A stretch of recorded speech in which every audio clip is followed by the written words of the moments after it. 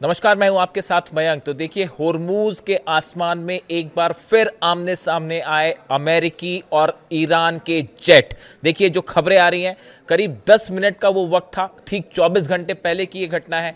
10 minute का वो वक्त था जिसमें अमेरिकी जेट्स और ईरान के जेट्स आमने सामने थे और हालात ये थे कि किसी भी तरफ से जो है वो हमला हो सकता है। अब ये पूरी घटनाक्रम, ये 10 मिनट का कैसे स्टैंड ऑफ रहा, मैं आपको ये बताऊंगा। देखिए, जो खबरें आई कि 2 अमेरिकी प्लेन जो है वो ईरान के बॉर्डर के करीब बढ़ने लगे और ये एयरक्राफ्ट जो थे दोनों ईरान के एयर स्पेस के बिल्कुल करीब पहुंचे।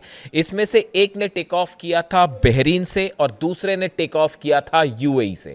अमेरिका के 2 जेट्स, एक बहरीन से टेक ऑफ करता है, एक यूएई से टेक ऑफ करता है और दोनों बढ़ना शुरू कर देते हैं ईरान की तरफ।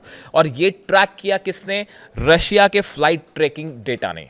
रूस का जो फ्लाइट ट्रैकिंग डेटा होता है उसने फौरन इस बात को नोटिस कर लिया कि अमेरिका के 2 जेट्स जो हैं वो ईरान की तरफ बढ़ रहे हैं और फौरन ईरान को इसकी जानकारी दी गई। अब पहले हम आपको एक बार बताएं, जो खबरें छपी हैं, जो सोर्सेस आए, उन्होंने क्या लिखा, मैं आपको पहले वो बताऊं एक बार। The report said a US Navy P-8A Poseidon aircraft departed from Bahrain and flew over the Strait of Hormuz, making it second such mission in recent days. खबर आई कि देखिए, जो प्लेन्स, अच्छा उसको पूरा कर ले पहले। At the same time an MQ-4C Triton surveillance drone reportedly took off from Abu Dhabi and operated over the Gulf of Oman. देखिए, 2 जहाजों का जिक्र हो रहा है। पहले पोसेडियन प्लेन जो हॉर्मुज की तरफ बढ़ा, इसने टेक ऑफ किया था बहरीन से, जबकि जो दूसरा प्लेन था MQ-4C ट्रिटॉन सर्विलेंस ड्रोन, ये ड्रोन था, इसने टेक ऑफ किया अबू धाबी से और वो ओमान की खाड़ी की तरफ होता हुआ ईरान की तरफ बढ़ा। यानी कि 2 प्लेन उड़ते हैं, दोनों, एक हॉर्मुज के ऊपर बढ़ता है।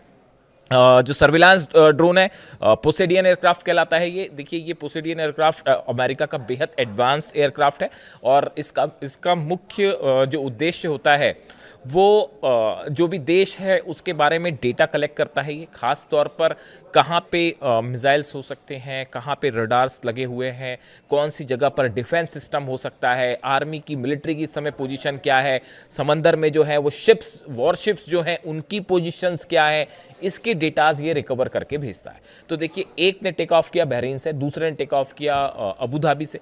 हॉर्मुज की तरफ एक बढ़ता है, दूसरा ओमान की खाड़ी की तरफ बढ़ता है। रशिया के राडार्स इसको कैच कर लेते हैं, इसकी जानकारी फौरन ईरान को दी जाती है और अभी जो खबरें आ रही हैं उसके मुताबिक ना सिर्फ रूस बल्कि चाइना दोनों रियल टाइम डेटा शेयर कर रहे हैं ईरान के साथ। यानी ईरान के बॉर्डर की तरफ अगर परिंदा भी पर मारता है, चाहे वो समंदर से हो चाहे आसमान से हो, उसकी जानकारी रशिया और चाइना के रडार्स जो हैं वो रियल टाइम डेटा शेयर करके ईरान को पहुंचाते हैं। अब जैसी ये खबर आई ईरान के पास कि 2 एयरक्राफ्ट जो हैं वो करीब पहुंचने वाले हैं, ईरान के एयर स्पेस के बिल्कुल करीब हैं, तुरंत तेहरान से 2 फाइटर जेट्स ने टेक ऑफ किया।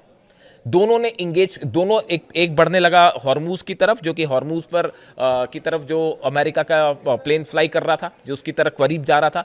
तेहरान से टेक ऑफ करता है प्लेन और वो उसके करीब जाता है। दूसरा ओमान की खाड़ी से होते हुए जो ईरान के बॉर्डर की तरफ बढ़ रहा था, एयर स्पेस की तरफ बढ़ रहा था, उसको टेक ऑफ करने के लिए, उसको एनकाउंटर करने के लिए जो है दूसरा प्लेन जो कि तेहरान से टेक ऑफ हुआ वो उसकी तरफ बढ़ने लगा। यानी देखिए, चंद मिनटों के अंदर ही जैसी ये जानकारी आती है, सिर्फ मिनटों का खेल था ये, कुछ ही मिनटों के अंदर रूस ने जानकारी दी और बिना देर गवाए तेहरान से जो है फाइटर जेट्स ने टेक ऑफ कर दिया।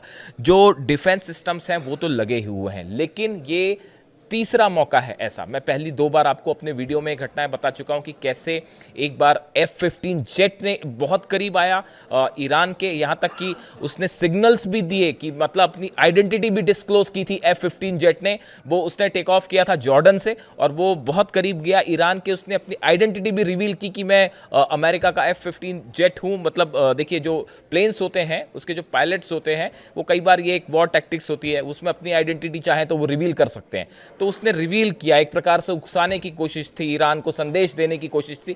ईरान डरने वरने वाला नहीं था उससे, तो वो वापस चले गए।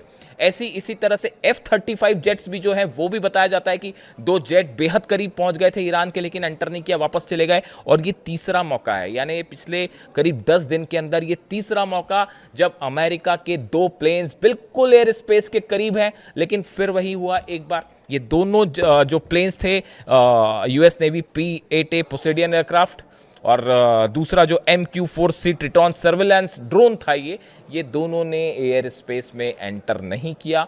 वो करीब 10 मिनट तक ईरान के एयर स्पेस के आसपास रहे, मंडराते रहे और अल्टीमेटली वो वापस जाने को मजबूर हुए, वो वापस चले गए।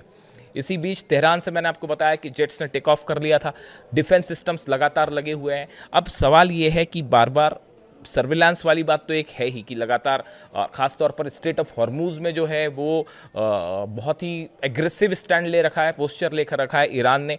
मैंने आपको पिछले वीडियो में बताया था कि किस तरह से जो फाइटर बोट्स हैं, 100 से ज़्यादा फाइटर बोट्स ईरान की स्ट्रेट ऑफ हॉर्मूज में इस समय उतार रखी है ईरान ने, कि अगर किसी भी तरह का कोई हमला होता है तो फौरन उसको जवाब दिया जाए।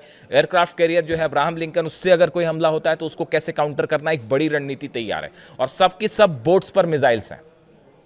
हैदर 110 मैंने आपको बताया, पिछले वीडियो में मैंने आपको बताया था कि किस तरह से ये बोट्स अटैक कर सकती हैं, तो वो एक अलग चीज़ है। तो ईरान ने अपना स्ट्रेट ऑफ हॉर्मूज में ज़बरदस्त स्टैंड ले रखा है कि यहाँ से किसी को हम एंटर नहीं करने देंगे। मिसाइल्स तैनात हैं वो अलग, ड्रोन्स तैनात हैं वो अलग, और सबसे बड़ी बात है एयर डिफेंस। अब मैंने जो है ये घटना के बाद एक बार फिर कल मैंने कुछ एयर एक्सपर्ट्स जो होते हैं, वॉर एक्सपर्ट्स जो होते हैं, खासकर एयर वॉरफेयर के जो एक्सपर्ट्स होते हैं, उनसे मैंने समझने की फिर से एक कोशिश की कि आखिर ये जो घटनाएं होती हैं कि अमेरिका के प्लेन्स आ रहे हैं, सर्विलांस प्लेन आ रहे हैं, कभी फाइटर जेट आ रहे हैं और वापस लौट जाते हैं, इसके पीछे मकसद क्या होता है। तो एक तो ऑब्वियस सी बात है कि भाई देखिए, ये जो दोनों P-8A पोसेडियन एयरक्राफ्ट है, ये भी सर्विलांस करता है, और दूसरा MQ-4C ट्रिटॉन था, ये भी सर्विलांस ड्रोन था। तो ये दोनों प्लेन्स बेसिकली इमेजेस लेते हैं, सर्विलांस पता करते हैं। तो एक तो सर्विलांस मकसद है कि ईरान की सेना क्या हालात में है और कहाँ जहाज हैं और कितने जहाज हैं, वो मैं लेबनान के कोला एरिया में हूं और आप देख सकते हैं कितनी बड़ी बात तबाही हुई मुझे है। जो एक्सपर्ट्स ने फिर से ये बात कही कि ईरान के जो डिफेंस सिस्टम्स हैं, अभी अमेरिका के सामने जो एक बड़ी चुनौती है वो ये है कि क्या रूस ने S-400 दे रखा है।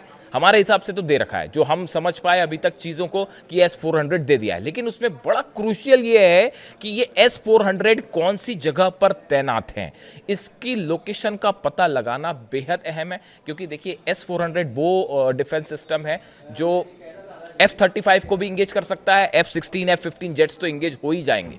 तो ऐसी सिचुएशन में अगर आप बाय एयर अटैक होता है, इसीलिए ये खबरें आ रही थी बीच में कि अगर ईरान पर हमला होता है तो वो नेवी से हो सकता है, टॉमहॉक मिसाइल से हो सकता है, और उसको जो है सबमरीन्स जो है अमेरिका की वो अटैक कर सकती है। इस तरह की खबरें आ रही थी, और एयर फाइटर जेट्स जो हैं वो शायद इस बार एंटर ना करें, इस तरह की खबरें थी। उसकी मेन वजह यही थी कि S-400 की लोकेशंस के बारे में पता नहीं है, और जो कई एक्सपर्ट्स कहते हैं, उनका ये कहना है कि ये जो प्लेन्स भेजे जाते हैं, ये एक प्रकार से टीज करने की कोशिश की जाती है, ईरान को उकसाने की भी कोशिश की जाती है कि ईरान वो गलती करे जो शायद अमेरिका ने किया। देखिए, ड्रोन था शाहिद, वो फ्लाई करता हुआ एयरक्राफ्ट कैरियर के करीब आया अब्राहम लिंकन के, और वहाँ से F-35 जेट ने उसको शूट कर दिया। और खबर ये आई कि ईरान के ड्रोन उस तक पहुंच सकते हैं, तो उसमें ज़्यादा जो है वो बदनामी अमेरिका की हुई कि भाई उसके ड्रोन ही आपको निशाना बना सकते हैं, आपके एयरक्राफ्ट कैरियर को बचाइए उसको, इस तरह का मैसेज गया।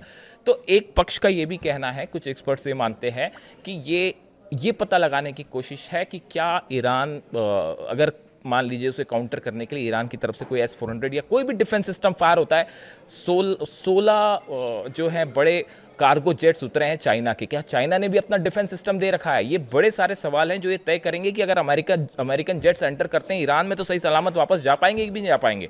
तो इस सूरत में ये कोशिश है कि कहीं ईरान ये गलती कर दे कि कोई एक डिफेंस सिस्टम फायर कर दे, उससे ये अंदाज लगेगा कि भाई कहाँ कहाँ इनके डिफेंस सिस्टम्स हो सकते हैं, और क्या चाइना का भी डिफेंस सिस्टम है, क्या रूस का भी डिफेंस सिस्टम है, तो शायद अमेरिका अपनी रणनीति ही बदल दे। लेकिन ईरान ने एक बार फिर वो गलती नहीं की, वो जो चाल एक अमेरिका ने बिछाया उसमें नहीं फंसा, और स्ट्रेट ऑफ हॉर्मूज में जो स्टैंड ईरान ने ले रखा है बेहद एग्रेसिव, और ना सिर्फ ज़मीन पे बल्कि आप देखिए कि समंदर में भी, हॉर्मूज की खाड़ी में भी, और फारस की खाड़ी में भी, और अब आसमान में भी लगातार ईरान जो है वो फाइटर जेट्स के मामले हों चाहे सर्विलांस वाले मामले हों, हर मामले पे अमेरिका पर भारी पड़ता दिखाई दे रहा है, उससे एक कदम आगे दिखाई दे रहा है। तो ये बेहद इंटरेस्टिंग स्टैंड ऑफ था अमेरिका और ईरान के बीच में। 10 मिनट का ही था, लेकिन बड़ी खबर थी। इससे जुड़ा जो भी अपडेट होगा आप तक पहुंचाऊंगा। वीडियो कैसा लगा कमेंट करके ज़रूर बताइए। Thank you so much.